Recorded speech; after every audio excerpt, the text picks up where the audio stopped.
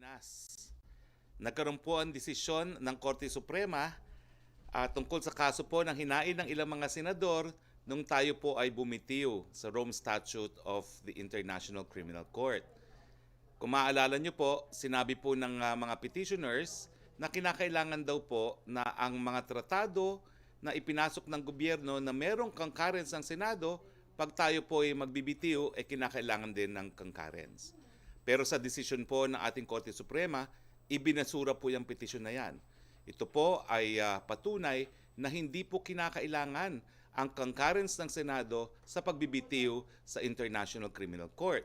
In fact, ang sabi po ng Korte Suprema, moot and academic na pong issue dahil nagawa na po ng Presidente ang lahat ng hakbang para po bumitiw nga sa Rome Statute of the International Criminal Court.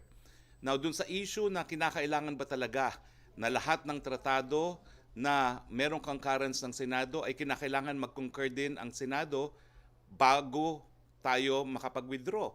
Hindi po. Ang sabi po ng Korte Suprema, and I quote, "Even sans a judicial determination that a treaty is unconstitutional, the President also enjoys much leeway in withdrawing from an agreement which in his or her judgment runs afoul of prior existing law or the Constitution." So yan po ay pagkilala, no, na talagang bilang chief architect ng foreign policy, hindi naman po pwede na lilimitahan natin ang opsyon ng Presidente pagdating po sa mga tratado na napirmahan na. Now, ang sabi rin po ng Korte Suprema, meron po talaga mga tratado na baka kinakailangan mag-consent ang Senado pag tayo po ay bibitiw. Ano po itong mga tratadong ito? Itong mga tratado na ipinasok dahil po sa isang batas na naipasa ng Kongreso o di naman kaya tratado na matapos mapirmahan ng ating Presidente ay sabi ng Kongreso ay hindi po pwedeng bumitiw sa tratado na yan nang wala pong konsente ng Senado. Pero kung wala po yung ganyang mga kulatilya, rinirespeto pa rin ng ating hukuman ang separations of powers at kinikilala po na ang foreign policy ay talagang katungkulan po ng ating ekotibo. Now, punta naman po tayo sa usaping bakuna. Good news po, no? Dumating po kagabi ang 562,770 doses ng Pfizer. Kasama ito sa 40 million Pfizer doses na binili po natin ng ating pamahalaan, no? So matotal ay meron na po tayong 3,038,670 Pfizer vaccines na na-deliver sa Pilipinas. Kasama na rito po yung donasyon mula sa COVAX facility na magkahiwalay na dumating noong May 10 at June 10. Dumating din po ngayon, kanina umaga po, ang 1.5 million doses ng Sinovac. At bukas naman po, July 23, karagdagang 1 milyon pa po ng Sinovac ang expected na darating. Rain or shine po, tuloy ang pagdating ng supply ng bakuna. At rain or shine, patuloy din po ang ating ginagawang pagbabakuna, no? Bago ang press briefing sa Malacanang, ang inyong spokespo ay nasa lungsod ng Pasig para samahan po yung kahawig nating Mayor Vico Soto, no? Para sa pag-commemorate po ng 100% vaccination ng Pasig sa kanilang mga senior citizen. Yung mga lolo-lola, bakunado na po sila ng first shot, no? At para po mag-administer ng kauna-unahang mga doses ng Johnson & Johnson para po sa mga senior citizens at merong mga comorbidities. Ang 100% vaccination ng mga lolo-lola ay patunay na kaya natin magkaroon ng population protection. Kaya nga po ang pakiusap ko yung mga iba't lolo't lola, baka kayo maiwan 100% na po ng mga kapwa lolo-lola sa Pasig, bakunado na, no? Punta na po kayo sa ating mga centers, mag-register at magpabakuna na rin po, lalong-lalo na dahil merong mas nakakahawa at mas nakakamatay na Delta variant. Basta tayo po ay sama-sama at tulong-tulong, ang pambansang pamahalaan, lokal na pamahalaan at mga mamamayan ay makakamit natin ang ating layunin, ang population protection. Makikita ninyo na marami ang magagawa kung trabaho muna bago magpolitika. Ito pong ilang mga larawan ng nasabing event. As of July 21, 2021, 6 p.m. kagabi, halos 16 na milyon or 15,953,911 ang total doses po na na-administer na natin. Ibig sabihin, halos 16 million na po yan. Okay? Nasa 5,231,469 po ang mga kababayan nating nakakumpleto na ng 2 doses. No? Ulitin namin, wala pong bayad ang ating una at pangalawang dose ng bakuna. Kinakailangan lang po magpa-schedule. Kaya wag na po kayo mag-antay. No? Naku po, baka mamaya maunahan tayo ng Delta variant, pabakuna na po tayo. COVID-19 updates naman po tayo. Ito ang ranking ng Pilipinas po. Ito naman po isang ayon sa Johns Hopkins. Number 23 po ang Pilipinas pagdating sa total cases. Pero mababa na po tayo, number 33 pagdating po sa active cases. Number 132 po tayo pagdating sa kaso per 100,000 population. At number 87 naman po sa case fatality rate na 1.8%. Dito naman po sa Southeast Asia, makikita po natin sa infographics na pang-anim na po ang Pilipinas. Pang-anim na lang po ang Pilipinas pagdating po sa mga aktibong kaso ng COVID. Nangunguna po sa Southeast Asia ang Indonesia, 549,694. Malaysia, 137,587. Thailand, 131,411. Myanmar, 70,070. Vietnam, 55,836 at Philippines, 47,996. Ito po talaga ay dahil sumipa na po sa ating mga karatig bansa ang Delta variant. Siguro po naswerte tayo na archipelago tayo at meron tayong mas epektibong border control, pero naririto na rin po sa bansa natin ang Delta variant na sa kinakailangan po, mas paintingin pa natin ang mask, hugas, iwas at bakuna. Pagdating naman po sa mga bagong kaso dito sa atin, meron po tayong 6,516 na bagong kaso. Sang-ayon po yan sa July 21, 2021 datos ng DOH. Mataas pa rin po ang ating recovery rate na nasa 95.1. Nasa 1,449,579 na po ang bilang ng mga gumaling. Samantalang malungkot nating binabalita po na 26,874 na po ang pumanaw dahil po sa coronavirus. Nakikiramay po kami sa lahat ng mga naulila. 1.76 po ang ating fatality rate. Kamusta naman po mga kalagayan natin sa ospital? No? Well, sa buong Pilipinas po, 55% pa lamang po ang ginagamit nating mga ICU beds. 47% utilize ang ating isolation beds. 43% naman po ang ating ward beds at 36% ang utilize ang ating ventilator. Sa NCR po, nananatiling mababa rin po. 42% lang po nagagamit nating ICU beds. 40% ang nagagamit nating isolation beds. 33% po ang mga ward beds na nagagamit at 34% ang mga ventilators na ginagamit. Na dito po nagtatapos ang ating presentasyon. Meron po tayong 4 na panauhin ngayon. Hinoog City Mayor Eric Cañosa, si Dr. Reverend Father Niconar Astriaco, at saka ang dalawang ambahador po natin galing sa Jakarta po, si Ambassador Lee Hyong Tiwi, at sa Thailand po si Ambassador Millicent Cruz Paredes. Puntahan ko muna si Mayor ng Hinoog, Mayor Eric Cañosa. Sir, isa po sa mga lugar na isinalalim sa ECQ ang inyong syudad na Hinoog City. Ilan na ba ho yung mga Delta variants na nadiskubre dyan sa inyong lugar? At ano na po ang mga hakbang na ginagawa natin para palawakin pa at palakasin pa ang ating prevention, treatment, isolation, detection, and rehabilitation? Mayor Eric Cañosa, the floor is yours. Sir, nakamute po kayo. Paki-unmute lang po.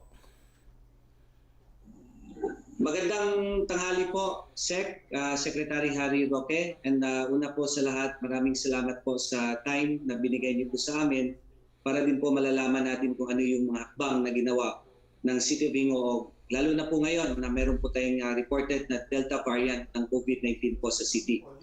Actually po, Secretary, at sa lahat po ng ating tagapanood, ang Hinoog City po, sa ngayon po ay isa lang po ang reported na Delta variant ng COVID-19 po sa city natin. So, pinaigting po natin yung contact tracing dahil po ang ating Unified Commander na si Dr. Agnes Centino ay napaka-active din po sa contact tracing team natin. And sa yung isa po na nag-positive ng Delta variant ay isolated naman po sila, sir. And sa ngayon po, we are under enhanced community quarantine.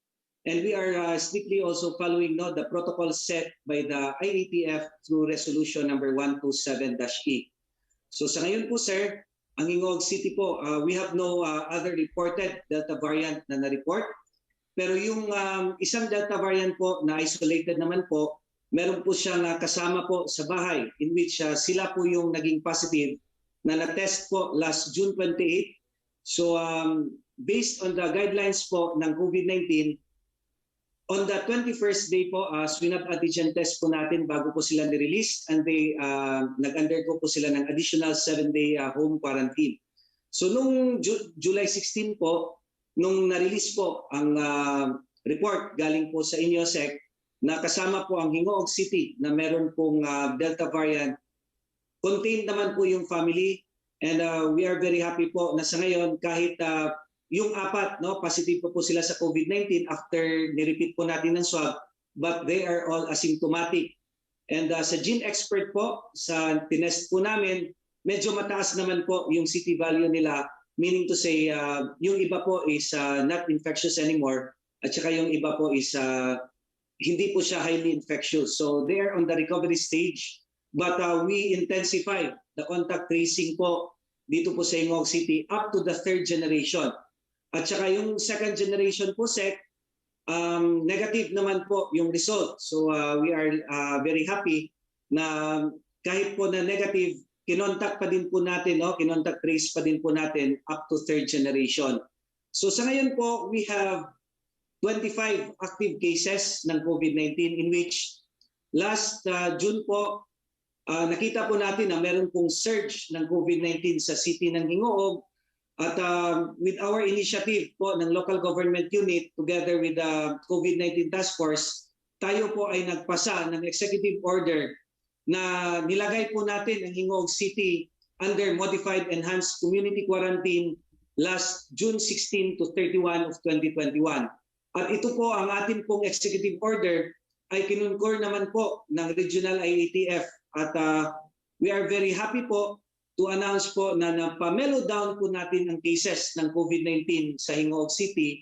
Kasi po during last month po sa June, ang Hingoog City po, we were number 1 in the inter-region as regards to growth rate, and we were number 3 in the inter-region as regards to confirmed cases for the month of June. And after po na dineclare po natin ng buong city with our proactive measures, we managed to mellow down the cases, and of course with the support and cooperation of our people sa Ingog City. So sa ngayon po, we are not even included, no, in the top 10 local government units in Region 10 na meron pong mataas na mga kaso ng COVID-19.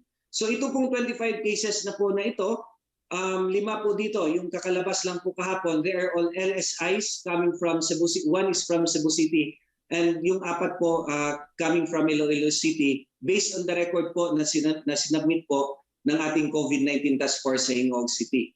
So sa ngayon po, kami po ay nagmi-meeting din po kami ngayon with the barangay captains ng Ingog City, kasi po we are also planning po on how are we going to distribute the food packs coming from the DSWD para po ito po ay mapadating, no, sa mga families na affected under the ICQ po, sir. Yes, thank you very much, Mayor Canyosa. At pakisabi rin po sa mga kababayan ninyo na matagal ng pulisiya po ni Presidente, walang ECQ kung walang ayuda. So antayin na lang po natin yung ayuda. Well, kasama rin po natin ngayon ang ating suke, si Dr. Reverend Father Nicanor Austriaco. Sir, ang tanong naman natin, alam na natin po na talagang sadyang mas nakakahawa, sadyang mas nakakamatay ang Delta variant. Ano naman po ang dapat gawin ng taong bayan para maiwasan po ang Delta variant? So thank you very much, Secretary Harry. What I'll do is I'll share my screen po, and I will just give our listeners and our viewers a very short, brief overview of the science of COVID, of the Delta variant, so you understand what is happening. So this is a picture of the SARS-CoV-2 virus, and you can see that on the skin of the virus, you have 75 or so of these red spike proteins. And these spike proteins are the key that the virus uses to enter your cells. Now, there are several variants. You have the alpha, the gamma, the delta, and the beta. And in the Philippines, we have currently as dominant the alpha and the beta. And each one of these has a slightly different key. And the Delta has the best key. It can open up your cells the best. So these are the countries. The Delta is all over the world. And as we know, it is now in the Philippines itself. Now, what is the difference between the different variants? This is the story. So the original variant, if you had one person who was sick, the person could infect 2 other people. But now with the Delta, if one person is sick, you can infect 5 to 8 people, which is why it is so explosive. And I think that this is the most interesting slide. This is the spread of the Delta variant in Sydney, where they were able to contact trace everyone who was infected by one person. So this is one person. He was a driver, a limo driver who drove a pilot of a plane to his hotel. And he got COVID-19, this one person. And within 1 week, there were over 200 cases in Sydney from this one person. And the thing you should notice is that it is driven by super spreader events. So this one cluster is a single birthday party. A single birthday party, and 46 people got infected in this one birthday party because of this person number 16. Now, this number 16 also went to a cafe in the mall. And when they went to the cafe, you can see about 25 people got sick in the cafe. And so what we're seeing here is that we have unprecedented transmission because of super spreading events. And you can see, of course, you brought up the cases in Asia. And this is why, because Vietnam, Thailand, Malaysia, and Indonesia are experiencing a dramatic Delta surge. Indonesia in the past few days has begun the negative turn. So hopefully it has begun to come down. So what do we have to look for in an LGU? We have to look for an explosive number of cases. So I want to remind our viewers, in Pasay earlier this year in February and March, 1 week we had 28 cases per day. The next week we had 83 cases per day. 2 weeks later, we had 150 new cases per day. The Delta will be twice as explosive as this. So once we see it explode in any LGU, it is so wonderful that that LGU, the mayor was able to contain it. If it explodes in an LGU in the NCR, you will see something similar to this pattern like we saw in Pasay.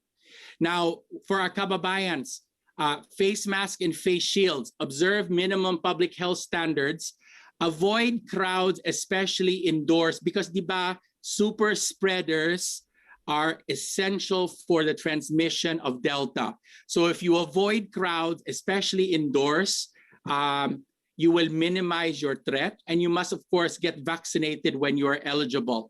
For LGUs, I cannot emphasize that the contact tracing will be intense.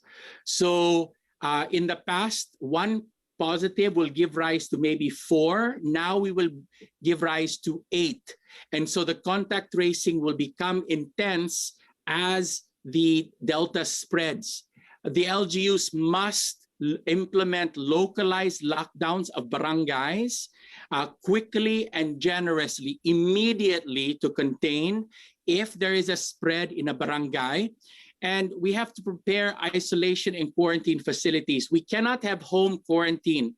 Bakit? Because with the transmission, reproduction pretty much get COVID-19 because the reproduction number is so high, which is why in many countries, they simply avoid home quarantine.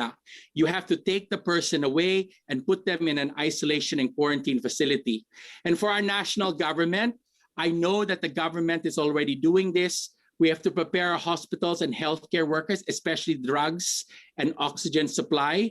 We must increase contact tracing capacity. The key here is contact tracing because we are going to double the number of contacts in the next surge per day. So I know contact tracers in the LGUs of Manila, and last time in March, they were already crying because they were overwhelmed. They will be more overwhelmed this time because of the large transmission. And this is where we hope we cannot lose control. We have to prepare to increase mobility restrictions. Just as comparison, in Sydney, They moved to an ECQ in 2 weeks. They were that quick to control the spread of the Delta, which is why the Delta is not exploding in Australia, unlike in Indonesia, in Thailand. In Thailand, and I'm sure our ambassador will be able, they are resistant. My friends, I grew up in Bangkok, so my friends there are telling me that the government is resisting the kind of lockdown that we are used to. And so it has allowed the transmission to occur in ways that they are not used to, but we are used to it here in the Philippines. So I have to tell that we do not have to be scared, and a devastating surge does not have to happen. I think one of the things in the news is people think that it will happen for sure. It will not happen if we do not lose control of the pandemic. And this is where we as a country, if we control the pandemic well with contact tracing, with testing, with isolation quarantine, and with liberal use of lockdowns, if we can do this, we will not lose control. We will not have people dying in our hospitals. We will not run out of oxygen. We will beat this enemy. We can do this. Thank you so much. Thank you for the inspiring words, Dr. Reverend Austriaco. Kasama rin po natin ngayon ang ating ambahador sa Indonesia, si Ambassador Lee Hyong Tiwi. Alam naman po natin na we close our borders first with Jakarta because the predominant variant in Indonesia has become the Delta variant. No? So kamustahin po natin, kamusta si Ambassador at ating mga kababayan sa Indonesia. Ambassador Lee Hyong Wi, kamusta na po kayo mismo at kamusta na po ang mga kababayan natin dyan sa Jakarta? Meron na ba ho tayong mga nakaplanong repatriation flights dahil sa pamamagitan lang ng mga organized repatriation makakauwi ang mga kababayan natin na galing sa Indonesia? The floor is yours, Ambassador Lee Hyong Wi. Sir, nakamute po kayo. Can you unmute? Yan. Yan. Yeah, magandang hapon, Secretary Roque. Thank you for having me on the show. Well, sa Jakarta ngayon, sa Indonesia ngayon, as si Reverend Father said, has that Delta variant. Last week, no, we had a maximum of about more than 55,000. Pero the good news ngayon, bumaba na. No? It's, as of yesterday, it was about 34,000. And I think this is because of the 2 weeks na talagang strictly lockdown Indonesia and Jakarta. This is because that yun last May, when they had the Lebaran or the New Year's, the government were telling the people not to go home to the provinces, but despite of that, umuwi naman sa provinces. So yun, I think that was about the last week of May. In June, nakakaroon ng spike ng cases. It has been compounded by itong Delta variant. So 2 weeks ago, there was really a strict lockdown. So bumaba ngayon. So this is the good news. Ang Pilipino naman natin, ang kababayan naman natin sa Indonesia, they are very lucky because we have what we call the fundraising, and lahat ng mga Pilipino doon is part of our what do you call that, social platform. Nasa Viber kami, more than 1,000 people. Nasa WhatsApp kami, nasa Facebook kami. So mostly we know what is happening. As of the last count, yung Pilipino natin naka-COVID, no, are about 10, no. In July, there were 10 that died of the COVID, and 3 has been reported to the embassy. We have about 6,000 to 8,000 Filipino in Indonesia. Ang cases naman doon ngayon, as I said a while ago, is about 34,000. Mga kababayan naman din natin ngayon are being vaccinated. And we advise them to stay home to get vaccinated. And most of them has been vaccinated either once or twice. Sa repatriation naman, Secretary, I just wrote a letter to IATF and the Department of Foreign Affairs to be able to repatriate our Filipino back to the Philippines, because there are Most of them has expired working contract, kailangan na bumalik na rito. And there are some of them that are in panic state.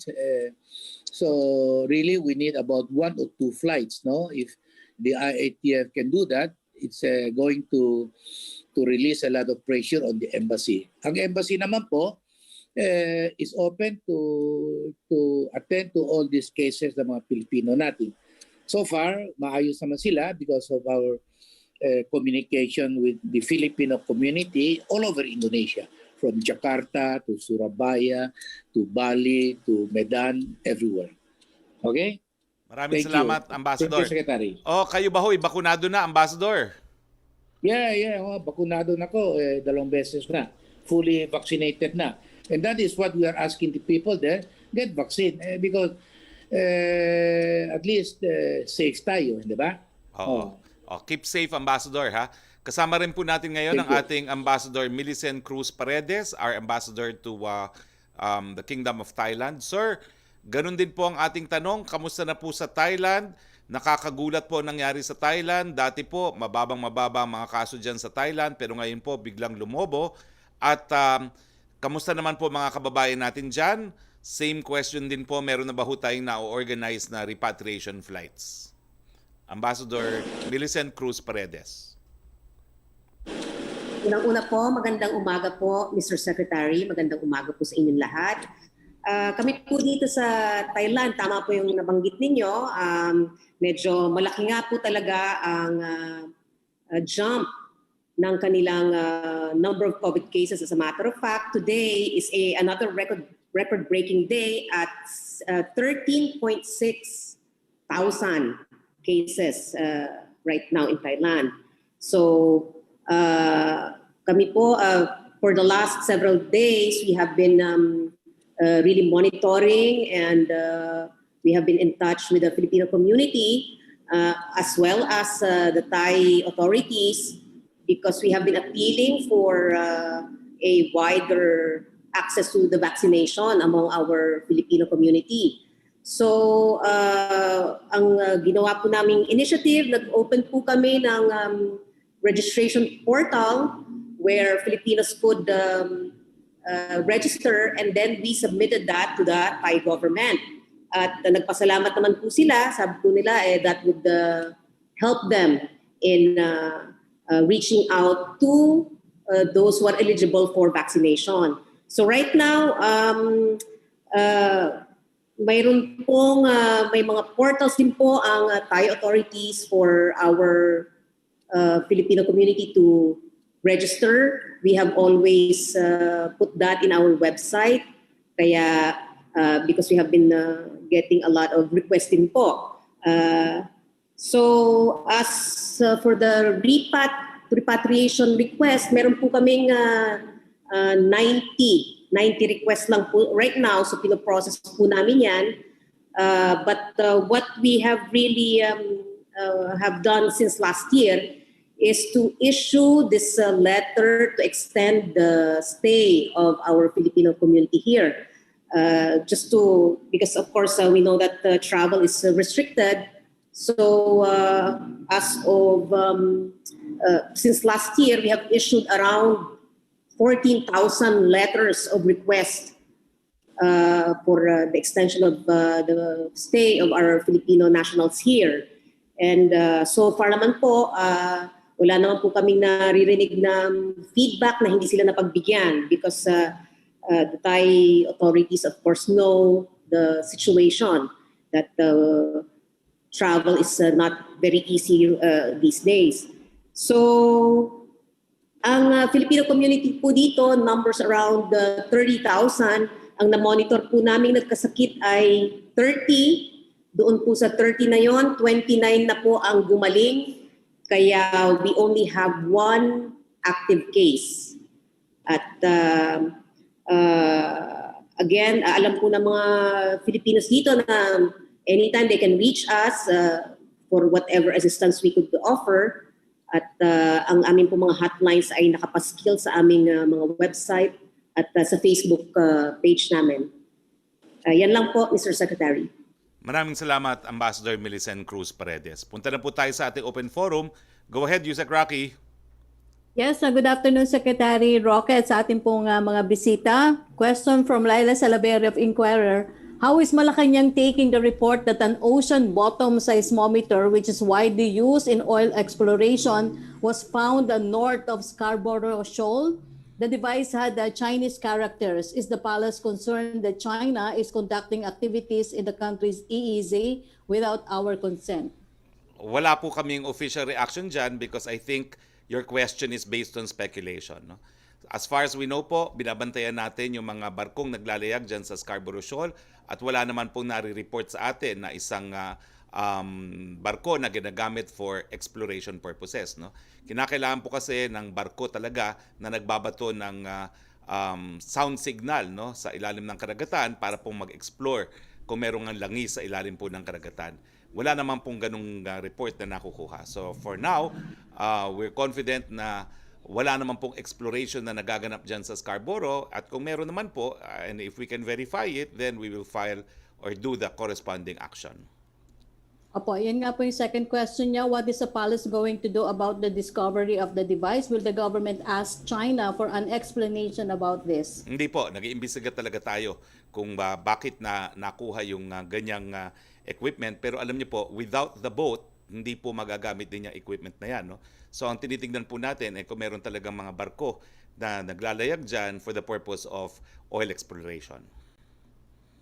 Ang third question niya, you mentioned yesterday that in his SONA, the President will answer the question of what and where we are now and looking forward to his final year. Can the public also expect him to allude to or to mention his plans for the future since he is thinking of running for Vice President and his allies have been saying they want continuity of his programs? Well, siguro po hindi mapapasama ang kanyang mga planong politikal. Importante po is the roadmap for his last year in office. Thank you, Secretary. Okay, maraming salamat. Pia Ranada, please. Wait, mali pala. Mela Las Mores pala. Wait, Mela Las Mores, please. Hi, good afternoon, Secretary Roque at sa ating mga guests. Secretary Roque, unahin ko lang po yung kalagayan ni Pangulong Duterte ngayon. Naulat nga na nagpositibo sa COVID-19 si Vice Mayor Sebastian Duterte. And pagsamasamahin ko na questions about this, Secretary Roque, nakasalamuhan niya po ba si Pangulong Duterte? Ano po ang reaksyon ng ating presidente dito? At dahil nga sa nangyari, maapektuhan po ba yung attendance ng Duterte family sa SONA? First question, wala po akong alam na close contact si Presidente. No? And second question is, of course, the President is concerned as a father. Bagamat one thing going for Vice Mayor is siya po'y bata at malusog. No? Talaga naman pong immune system ang lumalaban dito sa COVID-19. No? Pangatlo po, nag-confirm na po si Mayor Sara na hindi po siya darating. No? At hindi ko lang po alam kung makakarating si Deputy Speaker Pulong. No? But I understand the number of members of Congress attending are also very limited po. Opo. And today, I understand, Secretary Roque, may IATF meeting din. Ano po kaya yung mga agenda nyo na makatutulong sa ating pinaigting na paglaban sa Delta variant? Well, siguro po kasama na dyan yung rekomendasyon ng mga eksperto kung babawiin yung naunang pag-anunsyo na pinapayagan ng mga bata edad 5 hanggang 17 na makalabas ng bahay sa mga open spaces. So inaasahan ko po isa yan sa pag-uusapan ngayong hapon. Opo. How about, sir, yung quarantine classifications? Magkakaroon pa po kaya ng pagbabago? Well, ang alam ko po ay lahat po nung until the 22nd na-extend na po until the 31st. No? So wala po atang quarantine classification except kung merong mga reports na meron talagang tumataas na kaso, in which case po pwede naman talagang i-discuss yan. Miski walang regular quarantine classifications. Opo. At panghuling tanong na lamang po, Secretary Roque, nabanggit niyo po kasi yung issue ng politika. I understand na sa ngayon, COVID-19 pandemic yung ating focus. Pero sakali lang, ang tanong lang po ng ilan nating kababayan, sakali mang matuloy yung initial senatoriable list ng PDP laban kung saan marami nga nakasamang miyembro ng gabinete, paano po kaya yung magiging sistema sa sa government sino na kaya yung magsasalita, especially sa Malacanang na nakita nga natin, though hindi pa confirm, ay posibleng kasama yung ating mga opisyal sa Malacanang. Wala pa naman pong kumpirmadong tatakbo. So, wag muna tayo mag-speculate hanggang sila po ay nakapaghain na ng kanilang Certificate of Candidacies. Okay, thank you so much po, Secretary Roque, at sa ating mga panauhin. Salamat, Mela. Punta naman tayo kay Yusek Roque muli. Yes, from Chris Jose of Remate Online. Last week, sinabi daw po ni Senator Manny Pacquiao na kanyang ilalabas ang video at audio na prueba ng kanyang aligasyon tungkol sa korupsyon laban sa isang ahensya ng gobyerno. Patutunayan daw ni Pacquiao na hindi raw watusi lang kundi atom bomb. Ang pasabog niya tungkol sa korupsyon sa gobyerno, I quote, "Natatawa lang ako. Sabi nila watusi, sige, pagdating ko dyan, watusi pala. Ipalalabas ko video, audio recording kung papayag lang maipalabas, pati audio recording," end quote. Yan daw po ang naging pahayag ni Senator Pacquiao. Well, pabayaan po natin si Senator Pacquiao kung anong gusto niyang isiwalat. No? It's a free country. Pero sa ngayon po, kaisa nila kami, kaisa niya ang buong sambayan ng Pilipino in wishing him good luck sa pagdating na laban niya. From Dreo Calonzo of Bloomberg, how optimistic is the palace that its priority bills will be passed in Congress during President Duterte's last year in office with the elections just around the corner? Well, kampante naman po kami dahil napakabuti po ng samahan ng Presidente sa parehong kapulungan ng Kongreso na kung talagang urgent ang nature ng bill, maipapasa naman po yan. Siyempre, kasama na po dyan kung hihingi ng Presidente yung Bayanihan 3. Hindi ko naman po maisip na meron tututol no, kung magkaroon ng decision nga na humingi ng Bayanihan 3. Opo. Second question niya, how does the administration plan to push its priority measures in Congress whose members are expected to become busy with their re-election bids? Sabihin na lang natin na kung merong mga talagang priority bills, kinakailangan ipasa na yan sa lalong mabilis na panahon kasi kapag pinaabot pa natin sa susunod na taon, alam natin busy na sa politika ang lahat. So the priority bills must be heard and hopefully passed within the year 2021. Thank you, Secretary Roque. Okay, punta na tayo kay Pia Ranada, please. Hi, sir. Sir, can you hear me? Yes, I can hear you. Go ahead. Yes, sir. One of the findings or one of the remarks made by the Supreme Court in its March decision on the ICC withdrawal was that the Philippines, despite withdrawing, is still obligated to cooperate with proceedings that began before the withdrawal. How does the palace see this? That's obiter dictum. You know, in law, Pia, there's the main issue that has to be resolved. And the main issue was, is Senate concurrence required sa pagbitiw sa ICC? Because in becoming a member of the ICC, the Senate concurred. And the main decision was no. An obiter dicta doesn't really have jurisprudential value. No? It is on the side. It is not on the merits. It is not the main ruling of the court. And we are not, of course, in any way concerned about that obiter. That's the nature of obiters. Sir, your friend, your former colleague at Center Law, Professor Romel Bagara, says otherwise. He thinks that this is not obiter but part of the key holdings of the court, and we agree with this conclusion by the Supreme Court. Is he mistaken? Well, I will not say he is mistaken. We simply do not agree because the issue was, and if I remember this correctly, because I appeared also in the Senate, no, preparatory to their filing of this petition, the issue was, should the Senate have concurred before the President withdrew from the ICC? And then academic, kung iniisip nila na merong nalabag na proseso sa ating saligang batas. By ruling that it is moot, the court virtually said hindi kinakailangan ang concurrence ng Senado. So does this mean, sir, that Malacanang will still not cooperate with the ICC probe despite these remarks in the decision of the Supreme Court? Unfortunately, the lack of enforcement mechanism cannot compel the Philippines to cooperate when the President has clearly said we will not do so.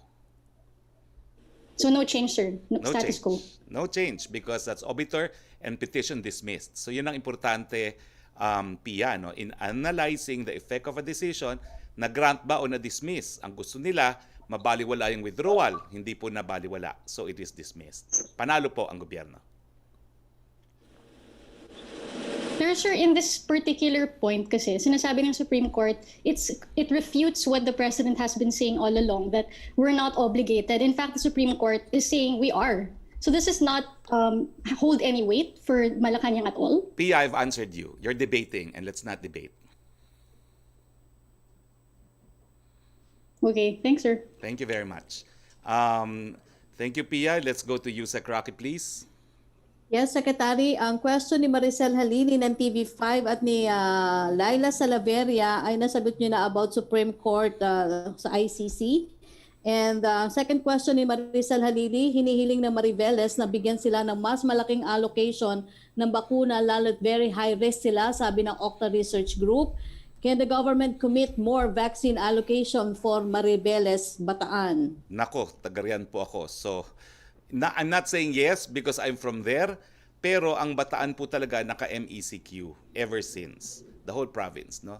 Kaya nga po, sinabi naman ni Vaccine SAR na talaga magbibigay tayo ng karagdagang mga bakuna doon sa area na nagkakaroon po ng surge. At kasama na po dyan, hindi lang po ang munisipyo ng Mariveles, kundi ang buong probinsya ng Bataan. From Trish Terada ng CNN Philippines, President Duterte will meet U.S. Secretary of Defense Lloyd Austin when he visits July 29 to 30. Itatakel or may possibility ba na aprubahan na ni President Duterte ang Visiting Forces Agreement? My answer is perhaps. Wala pa po akong notification by way of his official schedule, but he is the visiting secretary would be definitely meeting with Secretary Delfin Lorenzana. Now, hindi ko rin po alam kung magkakaroon na ng kasagutan ng presidente whether or not to extend the VFA. No? So let's wait po for his final decision. Wala pa pong decision. There's been a proposal in the form of an addendum to the VFA, pero wala pa po kung alam kung nakadesisyon na ang ating presidente. Second question po niya, what does he think U.S. goodwill in our vaccination drive and how will this factor in his decision on VFA? Sabihin na lang po natin, lahat ng Pilipino kasama si Presidente, tumatanaw po ng utang na loob. From Ivan Mayrina ng GMA News, tumaas po sa 1.15 ang reproduction rate ng Octa Research up from 0.91 point. Katulad daw po ng trend na ito nang pasimula ang surge nitong Pebrero, pero ito rin po ay nasa panimulang stage pa lang at maaari pang lapatan ng proactive measures. What proactive measures are we looking at to arrest this possible surge? Gaya po ng sinabi ni Father Austriaco, no? Kinakailangan paintingin natin ang ating prevention, mask, hugas, iwas, ang ating detection, mas agresibong testing, ang ating isolation po at saka ating contact tracing. Siguro po mamaya talaga sa IATF ang talagang ako mismo maglalabas na issue. Paano po palakasin yung ating contact tracing talaga, no? Dahil yan po talaga ang susi para maiwasan yung pagkalat, no? Matapos matest, kinakailangan ma-contact trace ang mga nagkaroon ng close contact at ma-isolate po ang lahat. Opo, ang follow-up ni Ivan Mayrina, in light of this, Philippine College of Physicians President Dr. Maricar Limpin said that emergency rooms are seeing a fresh uptick in COVID cases. Isa sa mga tinitingnan nilang dahilan ay ang di pagsunod sa minimum public health standards sa public transportation at nananawagan po ng panibagong paghihigpit. Well, kaya nga po pakiusap natin, no, mas paintingin pa po natin mga kababayan ang mask, hugas, iwas, ha? Yan lang po talaga ang sandata natin. Yung bakuna po, hindi kaagad-agarang protection po yan. Umaabot po yan ng minimum 6 weeks bago gagana ang proteksyon, no? At hindi pa natin maibigay sa lahat. So doon pa rin po tayo sa mask, hugas, hiwas. At saka kung po pwede po, wag na kayo lumabas ng bahay kung hindi naman po kinakailangan. From Pia Gutierrez ng ABS-CBN, can you give us more details about the President's SONA? Magkakaroon di ba ulit ng director gaya nung nakaraang taon? Ano ang tema ng kanyang speech sa Lunes? Yung outline lang po ang aking, I was given liberty to divulge, which I have divulged yesterday po. No? I'm sure meron din po tayong director at I'm sure magiging malinaw naman po ang roadmap ni Presidente for his final year in office. Question from Alvin Baltasar of Radyo Pilipinas. Sakaling mag-file ng candidacy ang Pangulo sa pagkabise, does this mean that Vice President Leni will take over unless kumandidato din si VP Leni sa public office? Wala po akong alam na rule na kinakailangan magbitiw sa pwesto kapag presidente ang tatakbo for vice president. Wala po ako alam na ganyang rule. Okay. In the same way, Maraming wala salamat. pong rule na kapag nag-file ang vice president for presidency na kinakailangan magbitiw siya. Wala rin pong ganon. Thank you, Secretary Roque. Yan po muna yung mga questions na kuha natin. Okay, since wala na po tayong mga katanungan, no one in Zoom anymore, no? Maraming salamat po sa inyong lahat. Maraming salamat po sa ating mga naging panauhin. Si Mayor Eric Cañosa, Mayor ng Hinoog, si Dr. Reverend Father Nicanor Astriaco. Sir, thank you very much. I understand you've returned to the US. Maraming salamat po at napuyat kayo sa pag-guest sa ating presidential press briefing. Ambassador Lee Hyong Tiwi, our ambassador to Jakarta, Ambassador Millicent Cruz Paredes, our ambassador to Thailand, no? At maraming salamat sa iyo, Yusek Roque. Maraming salamat sa lahat ng miyembro ng ating Malacanang Press Corps. Maraming salamat, Pilipinas, sa inyong patuloy na pagtaguyod sa ating presidential press briefing. Sa ngalan po ng ating presidente, Rodrigo Roa Duterte, ito po inyong spokes. Harry Roque nagsasabi, mga kababayan, nandyan na po ang Delta variant. Kinakailangan paintingin ang mask, hugas, iwas. Kinakailangan po kung po pwede, sa bahay na lang tayo. At pinaka-importante, kung po pwede na po, magpabakuna na. Magandang hapon po sa inyong lahat.